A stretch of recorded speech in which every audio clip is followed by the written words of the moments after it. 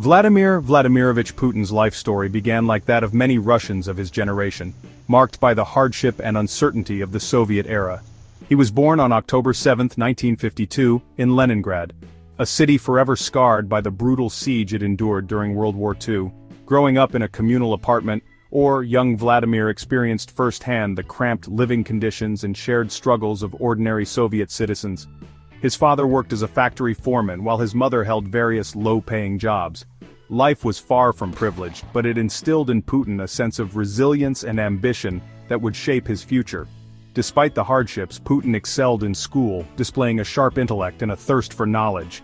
He was particularly drawn to history and literature, immersing himself in tales of Russian heroes and national triumphs.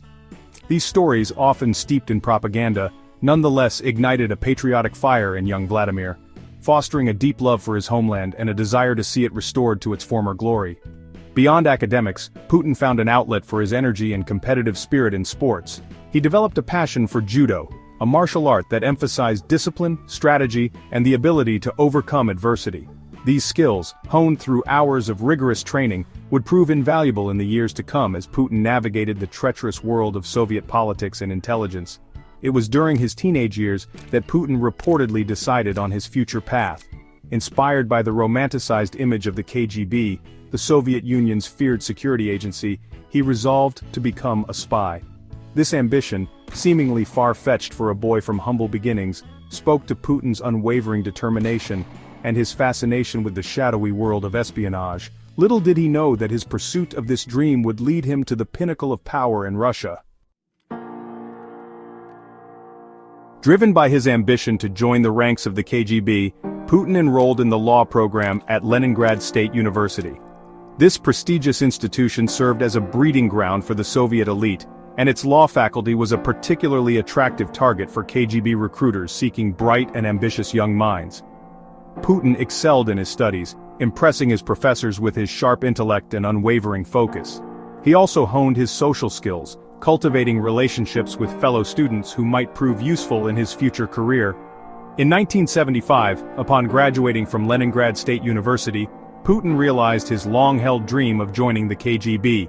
He was assigned to the agency's second chief directorate, which focused on counterintelligence and internal security within the Soviet Union.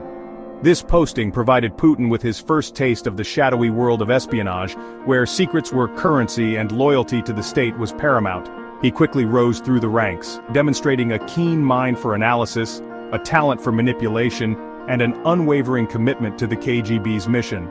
After several years in Leningrad, Putin was selected for a coveted overseas assignment in Dresden, East Germany. From 1985 to 1990, he operated undercover, posing as a translator while gathering intelligence on NATO and West German activities. This period proved to be a formative experience for Putin, exposing him to Western culture and the stark contrast between the capitalist West and the communist East.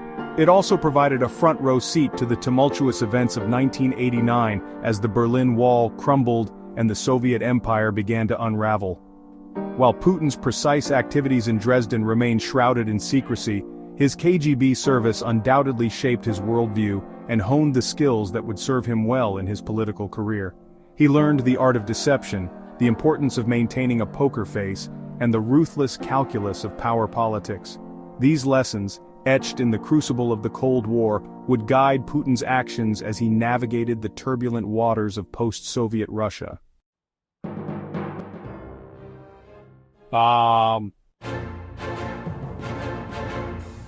During Putin's early years in power, Russia experienced significant economic growth. This period saw rising incomes, a reduction in poverty, and an increase in the standard of living for many Russians. However, this economic success was accompanied by increasing political repression. Critics of the regime faced harassment, imprisonment, and in some cases even assassination. The media landscape was tightly controlled, with independent voices being silenced or co-opted. Despite the economic improvements, the cost to political freedom was high. As Putin's tenure continued, he moved to consolidate power further. He restructured the government to centralize authority, reducing the autonomy of regional leaders and bringing key institutions under his control. Opposition parties found themselves marginalized, and electoral processes were manipulated to ensure pro-Kremlin outcomes. Civil society organizations, especially those receiving foreign funding, were labeled as foreign agents and faced severe restrictions. The space for dissent shrank significantly, leaving little room for political opposition. On the international stage, Putin's foreign policy was marked by assertiveness and a desire to reassert Russia's influence. He sought to counterbalance Western power, often clashing with the United States and European nations.